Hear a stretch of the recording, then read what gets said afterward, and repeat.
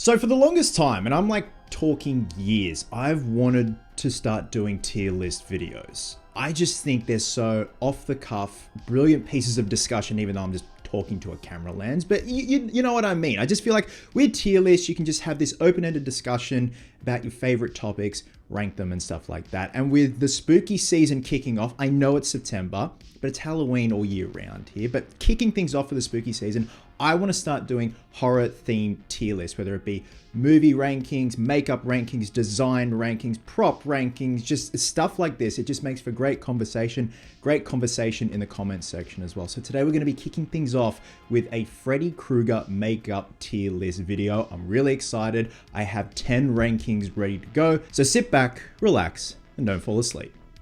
Hopefully not because you're bored.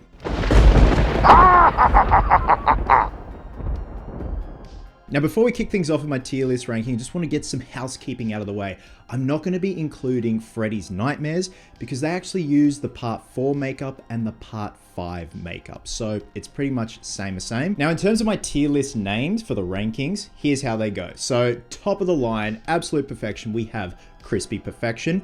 Next up is Damn Creepy. So still pretty solid, but not Crispy Perfection. Then we go down to the halfway point with Decently Charred. So, you know, it's just holding on.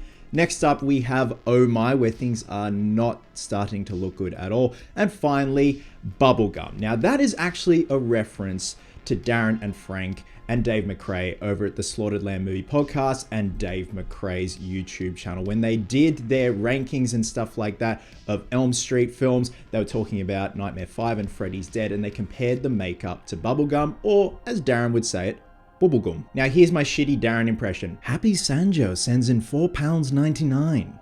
Thank you, Happy. Sidebar, if I do an impression of someone, it's not to make fun of at all. It's because I love you and listen to you and observe you, and I think you're fascinating and quite an interesting character. So much so, here's my shitty Sean Chandler impression. Coming in at number 5 is George Clooney as Batman. That's all you get for now. So like I said, I have 10 rankings ready to go. I've also included Demon Freddy from Freddy vs. Jason. Even though he got like minimal screen time, it's such an interesting design. So let's kick things off with the 2010 remake Freddy, played by Jackie Earle Haley. So this is one of those instances where they wanted Freddy more grounded in reality, so much so in terms of the makeup design, they wanted to go for a more realistic approach, like an actual burn victim. Now that's all well and good, but when you have a fine actor like Jackie Earle Haley, Academy Award nominee Jackie Earle Haley under that makeup, and you try and make it as realistic as possible, like an actual burn victim, you lose that performance. Because unfortunately, when people suffer third-degree burns, extreme burns all over the body, the skin fuses to other parts of the body, restricts movement. So I get what they were going for. Also, the inclusion of the CGI tracker dots and like green screening out parts of his cheeks. So they did the Harvey Dent Two-Face approach from The Dark Knight, where you could see muscles and teeth under the cheek. I get that, I appreciate that, but to me, you lose that performance and it almost looks quite alien and otherworldly in certain shots throughout the film. I do love this shot right here of his snarl. It is quite interesting, but again, you lose that performance. So I'm gonna pop this into Oh My. I get what they were going for, but to me, it just isn't scary and just comes off as almost alien-like. Again, I like the approach. I appreciate that they try to make it as realistic as possible, but I think because Freddy has such a big personality, you really need to hone in on that and keep that momentum going with that personality trait. Next up, we have the entity that is portraying Freddy from Wes Craven's New Nightmare. So this is when Wes Craven went back to the drawing board, redesigned Freddy, and tried to make him more like that old man that creeped him out as a kid, that old, hazy, degenerate drunk that was on the street and that scared a very young Wes Craven and his brother, and that was partially the inspiration for Freddy. But this time around, we have a much more sleeker, bulkier Freddy with a trench coat, the bone claw, a lot more cleaner looking attire, leather pants, and very high lace-up boots, like high-ass Doc Martens, which is an interesting approach.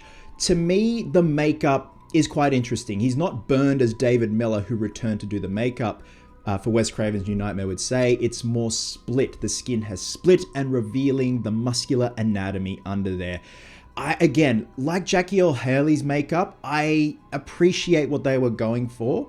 It's not overly scary, but I do like the design. I like the close attention to the anatomy.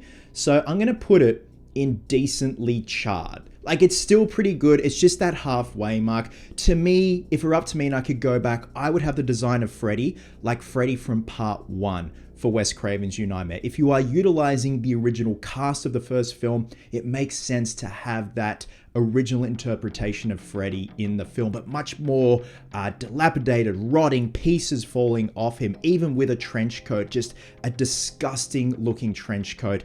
I think that would have worked great. A lot of people love this look. I do like the sleek look. I do appreciate the sleek look. I do love the bone claw, case in point. But to me, I just don't feel it hits that scary mark when it comes to Fred Krueger. Next up, we have Demon Freddy from Freddy vs. Jason. Again, he's in the film for a scary, like a couple of seconds when he's facing off against Laurie at the docks towards the end of the film. I love this makeup. I love the fact that so many people have sculpted this, even NECA's done figures of this, and I wish I had seen it more in the film. I just think it looks great. The late great Bill Tesarakis did an incredible job with this makeup. Even the teeth showing through on the sides of the cheek. Robert looks more bulky, more demonic, and looks like the fucking devil. So I'm gonna pop this in damn creepy. It's crazy how little screen time this has had, yet how memorable it is at the same time. Now, apparently Bill Tesarakis made a new sculpt, but draped the original Freddy vs. Jason Freddy makeup over the demon sculpt, or the demon prosthetics for that matter, and kind of blended them all together, so it's this hodgepodge Frankensteining of these makeups, so it's more bulkier, more muscular, and again, like the fucking devil. Next up, it's Freddy from A Nightmare on Elm Street for the Dream Master. So Kevin Yeager returns once again to do the makeup. What he wanted to do is make it more akin to the part 2 makeup. There was a bit of a back and forth with the makeup on part 3, and I will get to that when I rank that particular makeup. But essentially, Kevin wanted to go back to basics for Elm Street 4 and make the makeup a lot like the Elm Street 2 makeup. A lot more crispier, a lot more refined, bulked up just a little bit. See, to me, part 4 will always be the MTV version of Freddy. It's so iconic up there with part 3. It's one of those makeups that you would always see at the video store when you're a kid, because you'd also see that particular makeup on the Freddy's Nightmares VHSs and stuff like that, a lot of promo stuff. In terms of the scare factor, it's kind of underwhelming. To me, it's just Freddy, because at this point, Freddy was no longer scary. As Renny Harlin, the director of Elm Street 4, said, he wanted to make Freddy more like James Bond. But at the same time, Robert always knows how to act through that makeup with his mannerisms, not just his facial mannerisms, but his physical mannerisms, with, slanting his shoulder down because the glove's quote unquote heavy, like a gunslinger, creeping around like Nosferatu. But in terms of this makeup, I'm going to pop it in decently charred. Again, I think it has to do with how Freddy was written in Elm Street 4. He's more the hero this time around. His dialogue is a lot more, he's not withdrawn. He's not hidden in the shadows. At one point, he's front and center in broad daylight putting sunnies on. Next up is the makeup from A Nightmare on Elm Street 2, Freddy's Revenge. So David Miller had stepped down from makeup duties. He wanted to continue on with other projects. They wanted a quick turnaround with Elm Street 2, so they enlisted the help of a very young 20-something Kevin Yeager, who overhauled the makeup. He went back to the drawing board. He had a quick talk with David Miller, tried to see if there were many behind the scenes photos or turnarounds taken of the original part 1 makeup. Fortunately, David didn't really do that. They didn't exactly know what type of hit they had on their hands, as Kevin Yeager was quoted as saying. So he went back to the drawing board and tried to make Freddy like a male witch, with the skull protruding through, the hook nose, the sunken eyes, and what he created is one of the most terrifying looks of Freddy in my opinion. The way it's lit in the film, the way the makeup oozes and it looks fresh and shiny, I love it. The addition of the red contact lenses are absolutely brilliant. Like this shot right here, from the end of the film where Lisa's dad fires a shot at Freddy and the flames and everything kicks up and he looks fucking horrifying with the addition of those rotten teeth. So goes without saying, I'm going to be popping this in crispy perfection.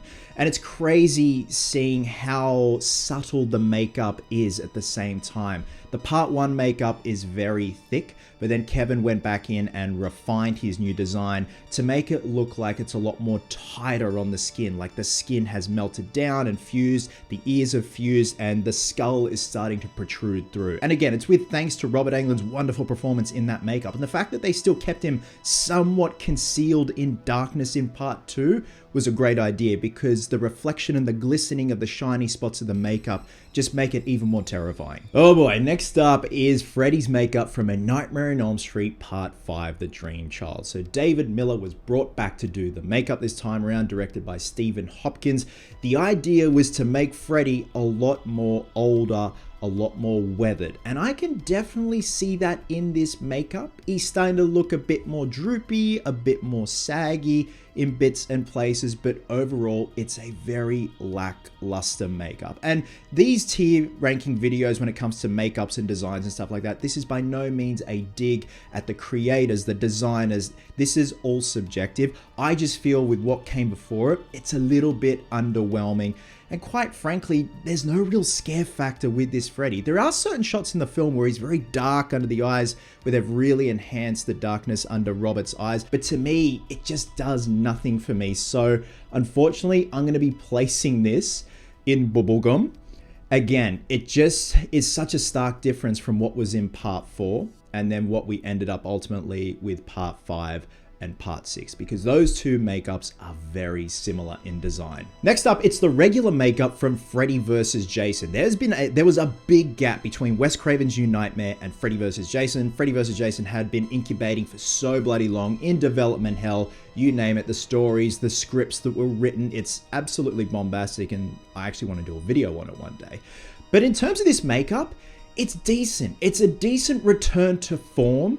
I love the open sores all over the head. It definitely is recapturing that look and feel of Freddy with Robert's performance with that cheeky grin. Here's one of the original makeup concept designs, which is quite interesting and intriguing. It looks more like zombie-esque, like akin to Jason Voorhees. But in terms of this, I'm going to pop it in decently charred.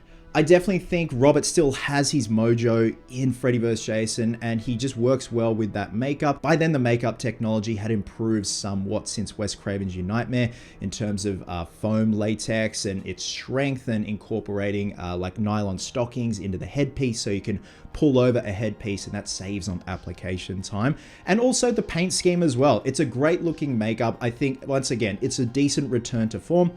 Overall, not that scary, because again, by then Freddy had become somewhat of a comedian, but in terms of the makeup execution, it's pretty damn impressive. Next up, it's Freddy's makeup from Freddy's Dead: The Final Nightmare, which I actually do resin castings of this bust on my Etsy store. I will leave the link down below. Now, you've also got to understand, I'm a big fan of Freddy's Dead. I equate it to Samurai Cop and The Room. I'm fully aware that it's a pretty crook film. It's a pretty crook installment in the Elm Street franchise. But I love it because it's so bad, it's good. But at the same time, this makeup is not impressive at all. It's very akin to the Elm Street 5 Dream Child makeup. Again, there's not much going on. I do feel like they had refined it a little bit in comparison to the Part 5 makeup. With the Part 5 makeup, it was very matte, it was very muted. But in this case, with Part 6, there were glossy little highlights here and there on the wounds. And quite frankly, it seems like Robert Englund was healing back into Robert Englund.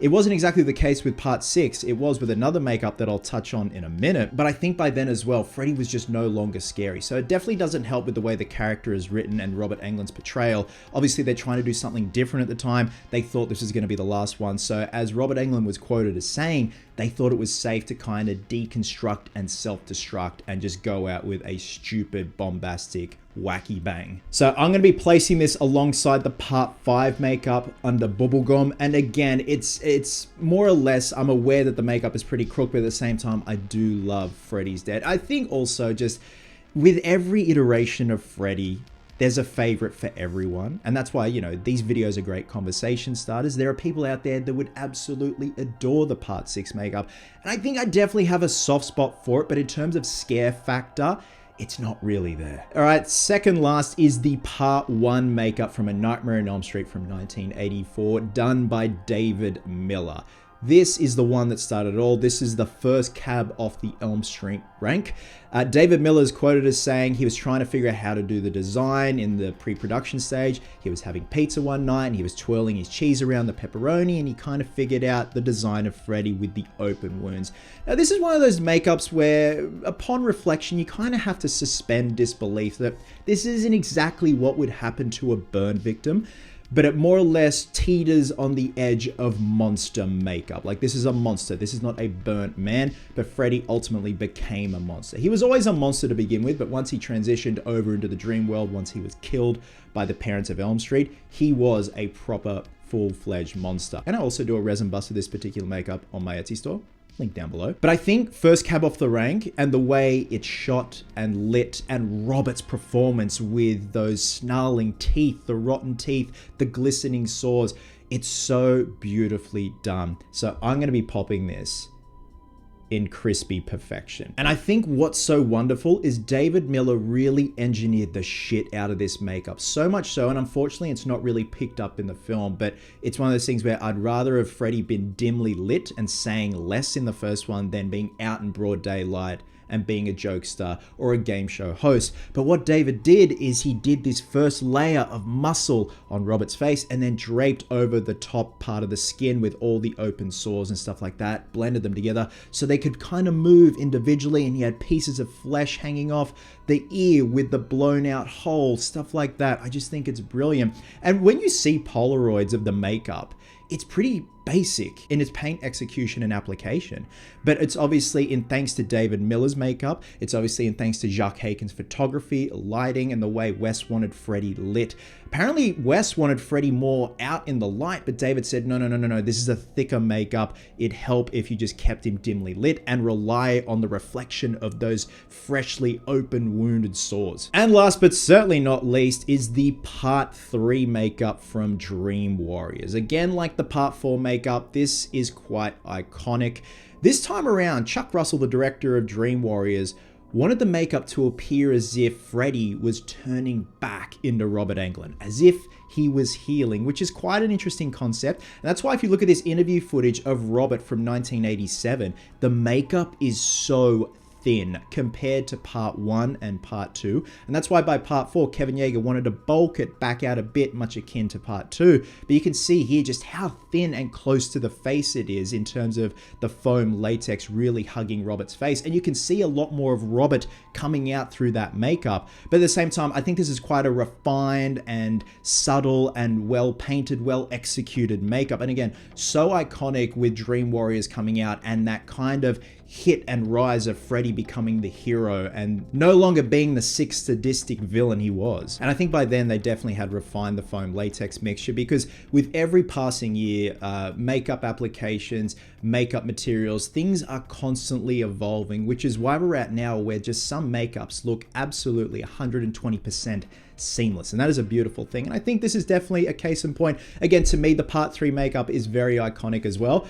I'm gonna pop it in damn creepy next to Demon Freddy. I think what I love about Dream Warriors is it balances and has that fine line of sadistic, cruel, mean Freddy and also jokester, sick, twisted, dark humor Freddy. There you have it, guys. Those are my tier list rankings of the Freddy Krueger makeups throughout the Elm Street franchise. With that being said, what would be your rankings? You rank it however you like. But again, I want to keep doing these tier list videos. They're a fucking hoot to do. It's just so off the cuff and I can just blabber on and do verbal diarrhea. Hopefully it entertains you guys. If you're doing something, you can hear my silly voice in the background. Now, speaking of the Slaughtered Lamb movie podcast, I am planning a Freddy themed video with Frank and Darren. I need to get the ball rolling on that and just pull my finger out of my butthole and get to it. Love you guts, and I'll catch you in the next one.